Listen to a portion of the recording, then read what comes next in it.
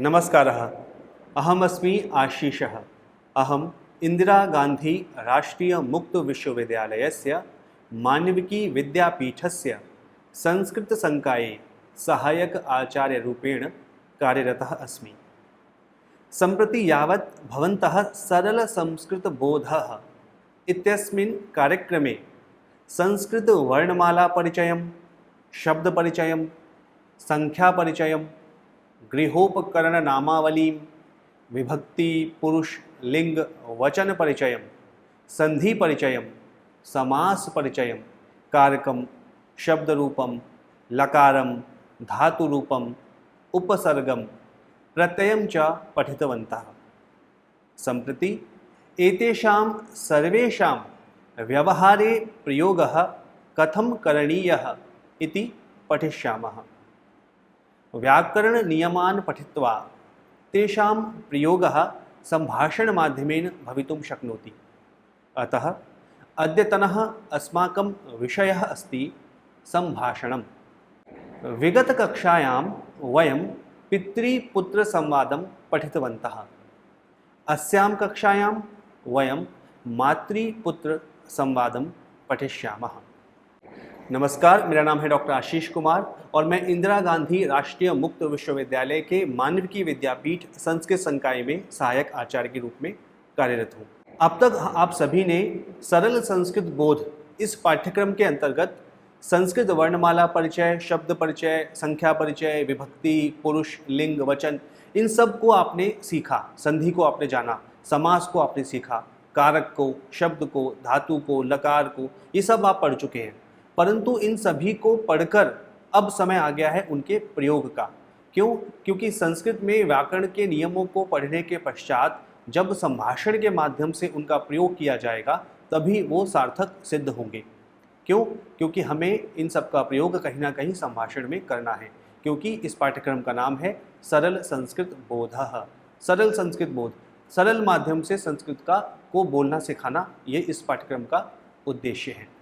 तो मैं जो भी वार्तालाप आप सभी से संस्कृत में करूंगा, मैं प्रयास करूंगा कि उसको मैं हिंदी में भी उन शब्दों का क्या अर्थ हिंदी भाषा में निकलता है वो आपको साथ के साथ ही मैं समझाता चला जाऊं, जिससे कि आप केवल संस्कृत सुनकर आप ये ना सोचें कि किसी शब्द का आपको अर्थ समझ में नहीं आया तो और हम आगे बढ़ जाएं। ऐसा नहीं करेंगे। हम प्रत्येक शब्द पर रुक कर चर्चा करेंगे, जिससे कि आपको साथ के साथ ही उस शब्द का जो अर्थ है वो स्पष्ट होता चला जाए।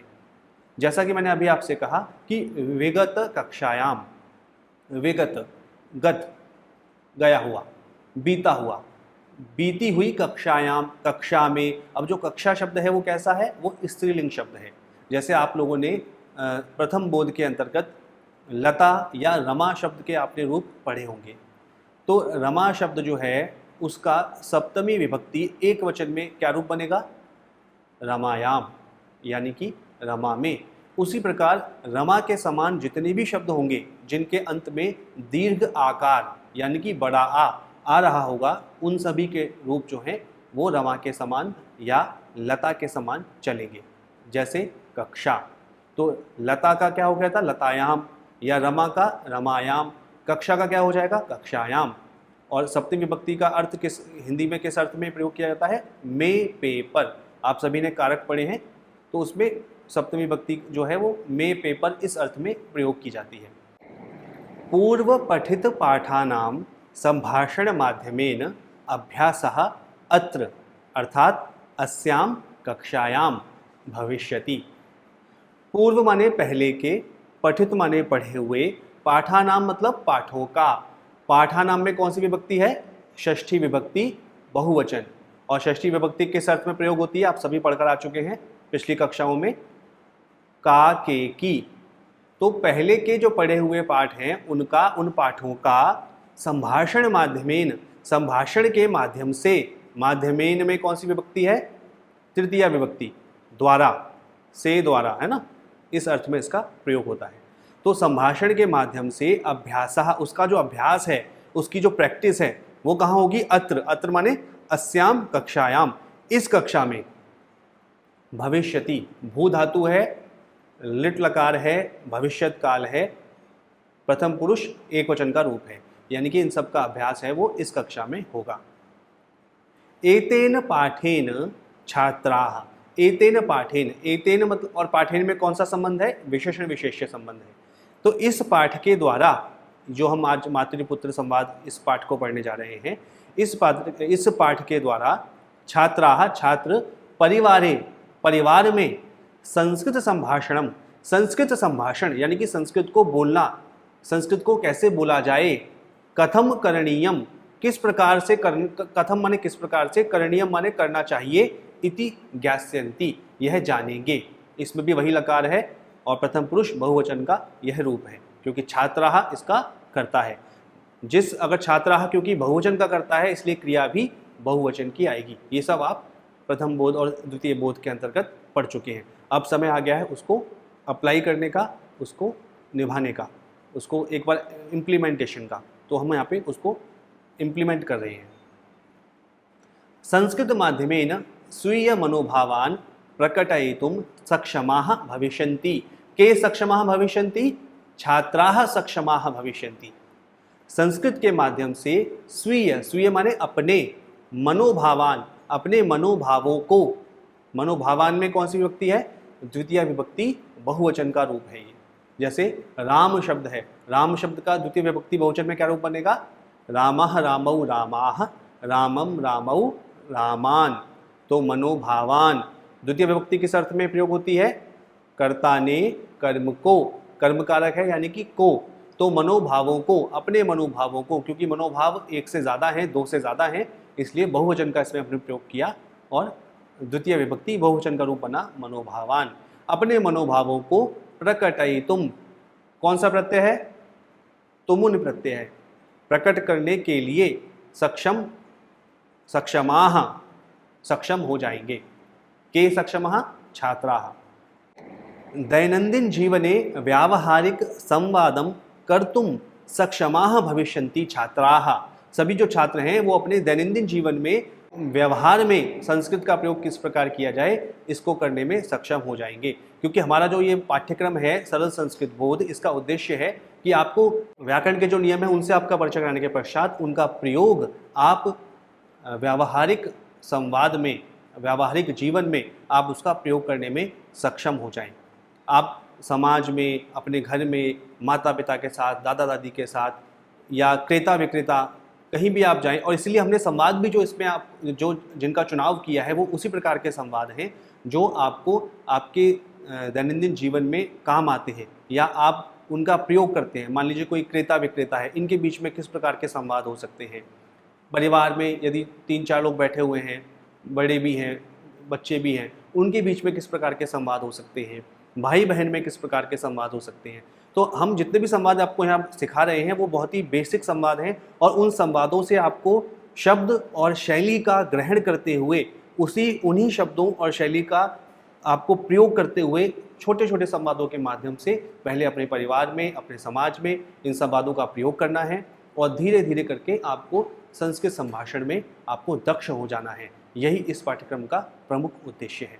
इसीलिए हमने जो है बाल मनोविज्ञान रीति, इसका जो हमने प्रयोग इसमें किया है, इसलिए बिल्कुल सरल और छोटे और आधारभूत जो वाक्य हैं उनका हमने यहाँ पर प्रयोग किया है।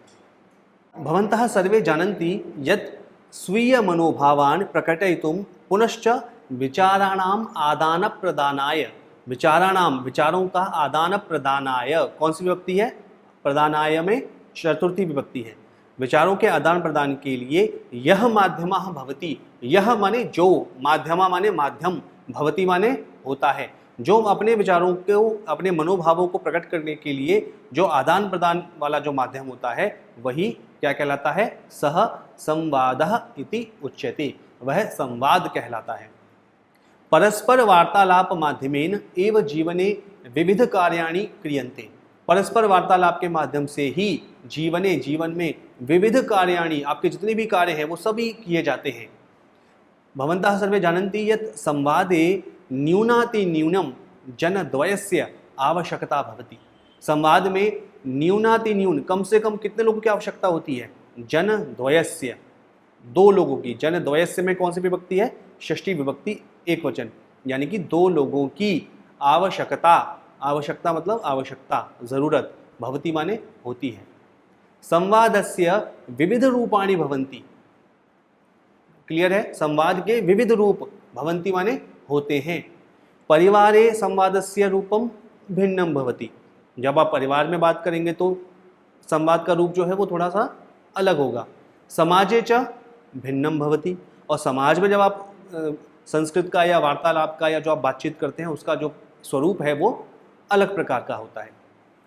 गताध्याये, गत अध्याय में, बीते हुए अध्याय में, पिछले अध्याय में, वयम, वयम माने हम सब, पितृपुत्र संवादम पठितवंता, पिता और पुत्र के संवाद को पढ़ के आ चुके हैं।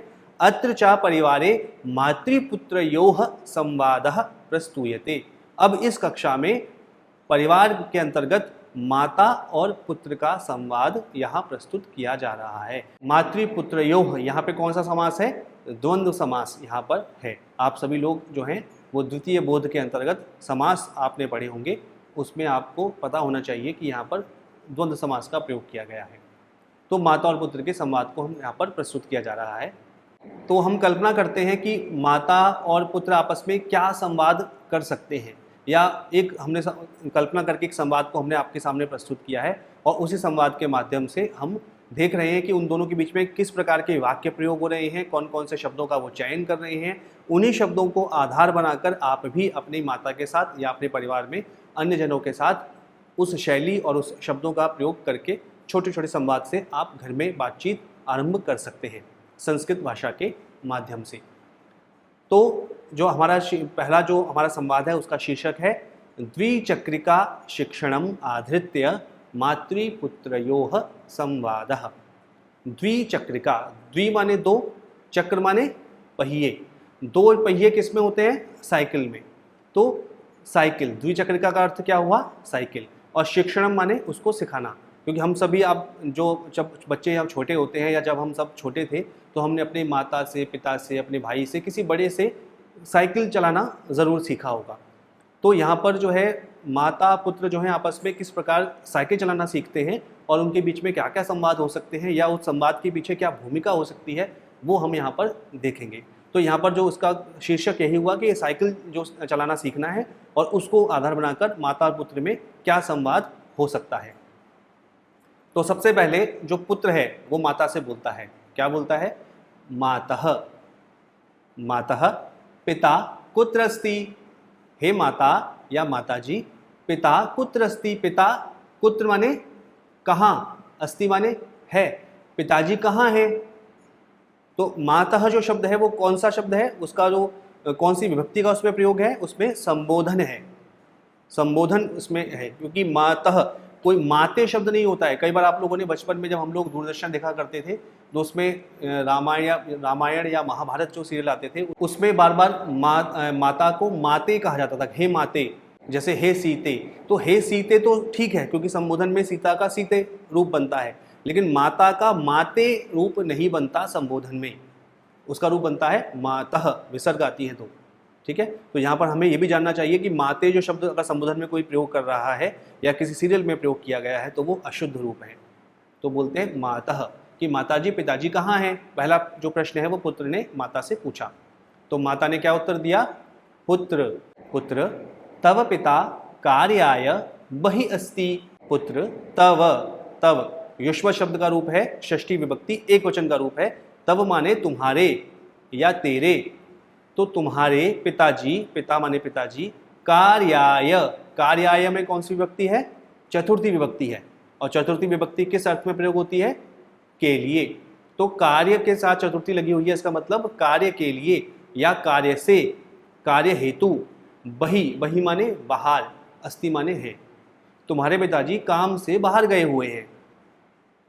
तो पुत्र पूछता है अस्तु कदा गमिष्यति, अस्तु ठीक है, ओके, कदा, कदा माने कब, आगमिष्यति, गमिष्यति माने जाएगा और आगमिष्यति मतलब आएगा या आएंगे। तो ठीक है, पिताजी कब लौटेंगे, कब आएंगे, ये पुत्र का प्रश्न हुआ। तो माता ने उत्तर दिया एक सप्ताहानंतरम, एक हफ्ते बाद, एक सप्ताह के अनंतरम, बाद में। तो पुत्र का जो रिएक्शन है वो क्या है? अरे नैव, ओहो नहीं, गलत हो गया। तो माता ने एकदम पूछा किमर्थम, किमर्थम पुत्र, किम अभवत, क्या हुआ बेटे, क्या हुआ, तुम ऐसा क्यों, तुम्हारा ऐसा रिएक्शन क्यों आया? तो पुत्र ने इसका उत्तर दिया, मातः पिता उक्तवान यत् सह श्वः आरभ्य माम द्विचक्रिका चालनम शिक्षयिष्यति। पिताजी ने कहा था, पिता उक्तवान तवतु प्रत्यय है, मैंने जैसा कि आपको पहले बताया भूतकाल के अर्थ को प्रदर्शित करने के लिए इस प्रत्यय का प्रयोग होता है, ये आप पढ़ चुके हैं। पिताजी ने कहा, यत माने की, पिताजी ने कहा था कि सह वे श्वः आरभ्य, श्वः माने टुमारो, आने वाला कल, आरभ्य माने कल से आरंभ करते हुए, माम माने मुझको, द्विचक्रिका चालनम साइकिल चलाना सिखाएंगे। पिताजी ने मुझे ये प्रॉमिस किया था, पिताजी ने मुझसे ये कहा था। तो माता बोलती है, आम पुत्र सह उक्तवान परंतु तव पितरी अकस्मात आवश्यक कार्यम आपतितम। हाँ बेटे, पिताजी ने कहा था, सह उक्तवान उन्होंने कहा था, परंतु तव पितरी अकस्मात तुम्हारे पिताजी के ऊपर अचानक से एक बहुत ही आवश्यक कार्य उनको आन पड़ा, अतः इसलिए तस्य गमनम आवश्यकम आसीत, उनका जाना बहुत ही ज़रूरी था। तो पुत्र पूछता है कि तर्हि अधुना अहम द्विचक्रिका चालनम कथम ज्ञास्यामि। तर्हि माने तो, अधुना माने अब, तो अब मैं, अहम माने मैं, द्विचक्रिका चालनम साइकिल चलाना, कथम ज्ञास्यन्ति कैसे सीखूंगा, कथम माने कैसे, ज्ञास्यामि कैसे मैं उसको सीखूंगा। तो माता बोलती है, चिंता मास्तु, डोंट वरी, चिंता मत करो पुत्र, त्वाम द्विचक्रिका चालनम अहम शिक्षयिष्यामि। त्वाम माने तुमको, द्विचक्रिका चालनम यानी कि साइकिल चलाना, अहम माने मैं, शिक्षयिष्यामि मैं सिखा दूंगी, मैं सिखाऊंगी तुमको। तो पुत्र बोलता है, अस्तु मातः किम भवती द्विचक्रिका चालनम जानाति। ओके मम्मी, या अच्छा माता जी, क्या आपको साइकिल चलाना आता है? तो माता बोलती है, आम पुत्र यदा अहम बाला आसम तदा विद्यालयम द्विचक्रिकया एव गच्छामि स्म। हाँ बेटे, यदा माने जब, अहम माने मैं, बाला आसम जब मैं बालिका थी, जब मैं छोटी बच्ची थी, तदा माने तब, विद्यालयम विद्यालय को, विद्यालयम मतलब विद्यालय को, द्वितीय विभक्ति एक वचन का प्रयोग है, द्विचक्रिकया, द्विचक्रिकया में बताइए कौन सी विभक्ति है? द्विचक्रिकया तृतीय विभक्ति है, यानी कि रमा के जो आप रूप याद कीजिए, रमा का तृतीय विभक्ति एक वचन में क्या रूप बनता है? रमया, या लता का लतया। तो द्विचक्रिका का क्या बना? द्विचक्रिकया, की द्विचक्रिका के माध्यम से, आपको पता है तृतीय विभक्ति से द्वारा के अर्थ में इसका प्रयोग होता है। तो द्विचक्रिका के माध्यम से या उसके द्वारा, एव माने ही, गच्छामि स्म, गच्छामि और गच्छामि जो है उसके पीछे यदि स्मा लगा देंगे तो ये भूतकाल का अर्थ देने लग गई है। तो मैं जाया करती थी, मैं जब छोटी बच्ची थी तो मैं साइकिल से ही विद्यालय जाया करती थी। तो पुत्र बोलता है, अस्तु मातः, अच्छा माता जी। तो माता बोलती है, अहम पुत्र अहम स्वविद्यालयस्य द्विचक्रिका प्रतियोगितायां प्रथमम स्थानम अपि प्राप्तवती। हाँ बेटे, और मैं तो स्वविद्यालयस्य, स्व माने अपने, विद्यालयस्य, विद्यालयस्य में कौन सी विभक्ति है? षष्ठी, यानी कि क्या अर्थ हुआ? की, का के की, अपने विद्यालय की द्विचक्रिका प्रतियोगितायाम, साइकिल प्रतियोगिता में, प्रतियोगितायाम सप्तमी विभक्ति का प्रयोग है, प्रतियोगिता में, प्रथमम स्थानम पहला स्थान, अपि माने भी, प्राप्तवती मैं प्राप्त कर चुकी हूँ, मैं अपने विद्यालय की साइकिल प्रतियोगिता में मैंने पहला स्थान प्राप्त किया था। ये माता ने उस पुत्र को बताया। तो पुत्र बोलता है, अस्तु मातः तर्हि अहम अपि भवत्याः एव द्विचक्रिका चालनम पठिष्यामि। ये तो बहुत अच्छी बात है। तर्हि तो, अहम माने मैं, अपि माने भी, मैं भी, भवत्याः एव आपसे ही, द्विचक्रिका चालनम साइकिल चलाना सीखूंगा। तो माता बोलती है, निश्चयेन पुत्र, बिल्कुल बेटा, यू आर वेलकम। तो पुत्र बोलता है, आम माता येन अहम अपि स्वविद्यालयस्य द्विचक्रिका प्रतियोगितायां प्रथमम स्थानम प्राप्तुम शक्नोमि। तो बच्चों के अंदर एक एक्साइटमेंट जागता है कि जब मेरी मम्मी ने अपने विद्यालय में साइकिल प्रतियोगिता में पहला स्थान प्राप्त किया था, तो मैं भी यदि अपनी मम्मी से सीखूंगा तो मैं भी अपने विद्यालय में जो द्विचक्रिका प्रतियोगिता होने वाली है या साइकिल चलाने की जो प्रतियोगिता होने वाली है उसमें मैं पहला स्थान प्राप्त कर सकता हूँ।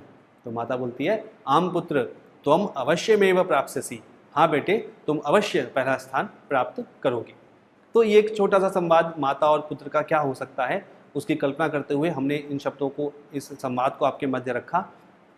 और क्या परिस्थितियां हो सकती हैं और क्या संवाद माता और पुत्र के बीच में हो सकते हैं, उसका एक दूसरा उदाहरण हम लोग देखते हैं। आप इस पूरे संवाद में से आप केवल ये देखिए कि कैसे शब्दों का या कैसी शैली का प्रयोग इस संवाद में किया गया है, और इसी शैली और संवादों के शब्दों को चयन करते हुए आप भी छोटे छोटे वाक्यों से अपने घरों में, अपने समाज में, अपने आसपास, अपने कार्यालय में संस्कृत संवादों का प्रयोग करना सीख सकते हैं।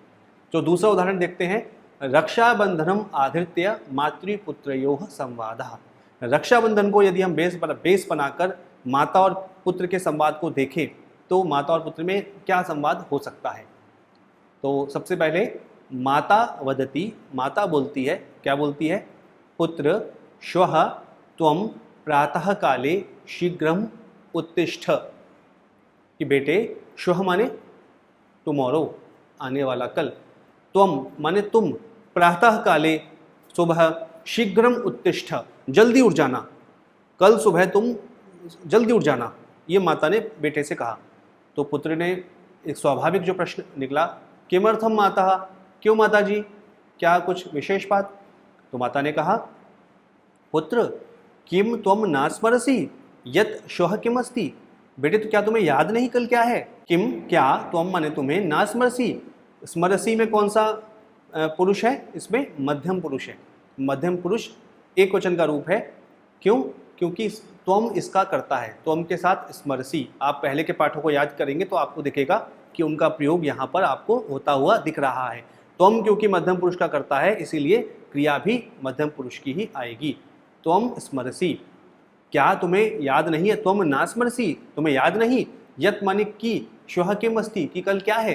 तो पुत्र ने उत्तर दिया, नैव माता, नहीं माता जी मुझे याद नहीं है। तो माता ने कहा, अरे पुत्र श्वः रक्षाबंधन पर्व अस्ति, अरे कल तो रक्षाबंधन का पर्व है। तो पुत्र ने कहा, आम माता एतत् अहम कथम विस्मृतवान, अरे मैं ये कैसे भूल गया, अहम माने मैं, कथम माने कैसे, विस्मृतवान मैं भूल गया, भूतकाल का इसमें प्रयोग किया गया, मैं कैसे ही भूल सकता हूँ, या ये मैं कैसे भूल गया। तो माता ने कहा, चिंता मास्तु पुत्र, कोई बात नहीं बेटे। तो पुत्र ने कहा, अस्तु माता, ठीक है माता जी आप आगे बताइए। तो माता ने कहा, पुत्र श्वः त्वं किम करिष्यसि, श्वः माने टुमारो, त्वं माने तुम, किम किम करिष्यसि क्या करोगे। तो पुत्र ने कहा, मातः संबोधन है, श्वः अहम प्रातः काले शीघ्रम उत्थाय स्नानं कृत्वा नूतनानि वस्त्राणि धरिष्यामि। आपको लगभग अनुमान हो चुका है कि इस वाक्य में क्या कहा जा रहा है कि श्वः माने कल, अहम माने मैं, प्रातः काले प्रातः काल में, शीघ्रम उत्थाय शीघ्र उठकर, स्नानम कृत्वा स्नान करके, नूतनानि वस्त्राणि, नूतनानि वस्त्राणि में बताइए कौन सा संबंध है, विशेषण विशेष्य संबंध है, क्योंकि वस्त्राणि जो है नपुंसकलिंग बहुवचन का रूप है, इसलिए नूतनानि में भी वही, नूतनानि उसका विशेष्य है, तो दोनों में समान विभक्ति और वचन का प्रयोग होगा। तो नूतनानि वस्त्राणि धरिष्यामि, मैं पहनूंगा, कल सुबह उठकर मैं नहाकर स्नान करके नए कपड़े पहनूंगा। तो माता बोलती है, अस्तु इतोपि किम करिष्यसि, और क्या करोगे, इतोपि और, ठीक है नए कपड़े पहनोगे और क्या करोगे। तो पुत्र बोलता है, माता अहम मम अनुजायै उपहारार्थम हस्तघटीम दास्यामि, कि माता मैं मम अनुजायै, मेरी अनुजा के लिए, अनुजायै में कौन सी विभक्ति है, लता के रूप याद कीजिए, लता का चतुर्थी विभक्ति एक वचन में क्या रूप बनता है, लतायै। तो अनुजा का क्या बनेगा, अनुजायै के लिए, अपनी छोटी बहन के लिए, उपहारार्थम उपहार के लिए, उपहार स्वरूप उसको कुछ देने के लिए, एक गिफ्ट के रूप में मैं क्या दूंगा उसको, हस्तघटीम, हाथ वाली जो घड़ी होती है, रिस्ट वॉच, वो मैं उसको दास्यामी दूंगा। दास्यामी में जो है भविष्यत काल का प्रयोग है, लकार पुरुष आप सभी लोग जानते हैं। तो माता बोलती है, शोभनम पुत्र, बहुत अच्छा बेटे, त्वम तु व्यवहारे कुशलः अभवा, तुम तो व्यवहार में बहुत ही कुशल हो गए हो। परंतु सर्वदा स्मर, लेकिन हमेशा याद रखना, यत् कि एषः उत्सवः भ्रातृभगिनीनां प्रेम बंधनस्य प्रतीकमस्ति, कि जो उत्सव है, ये जो त्यौहार है, वो भाई बहन के प्रेम बंधन का प्रतीक है। श्रावण मासस्य च पूर्णिमायाम एषः उत्सवः आमान्यते, और ये श्रावण मास की जो पूर्णिमा होती है उस समय एषः उत्सवः, एषः उत्सव में विशेष्य है, यह उत्सव आमान्यते, इसको मनाया जाता है श्रावण मास की पूर्णिमा को। केवल मतलब माता का उद्देश्य कि केवल आपने घड़ी दे दी और गिफ्ट दे दिया, इतने तक मत सीमित रखो। उस उत्सव का क्या महत्व है वो भी आपको थोड़ा सा पता होना चाहिए। और उसका क्या महत्व है कि ये भाई और बहन के प्रेम का प्रतीक है। इसमें यदि बहन भाई के हाथ पर राखी बांधती है तो वो भाई उसको जो अपनी बहन की रक्षा करने का उसको वचन देता है और उसका ध्यान रखने का उसको वचन देता है।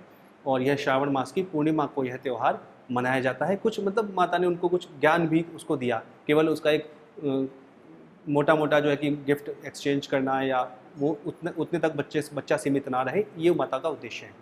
तो पुत्रः वदति, पुत्र ने क्या बोला कि आम मातः, जी माता जी, अहम अपि मम अनुजाम अतीव प्रीणामि। अहम अपि, अहम माने मैं, अपि माने भी, मैं भी, मम अनुजाम, अपनी अनुजा को, अपनी छोटी बहन को, अतीव बहुत ज़्यादा, प्रीणामि प्रेम करता हूँ। यतो ही माने क्योंकि अनुजानाम प्रेम पूर्वकम पालनम कथम करणीयम एतत् सर्वम अस्माकं माता एव अस्मान् शिक्षयति। क्योंकि अपने से छोटों का प्रेम पूर्वक ध्यान कैसे रखा जाता है, यह सब हमारी माता ही हमें सिखाती है। तो ये एक दूसरा संवाद माता और पुत्र के बीच में क्या हुआ, उसका हमने छोटे छोटे वाक्यों के आधार पर इस संवाद को हमने सीखा।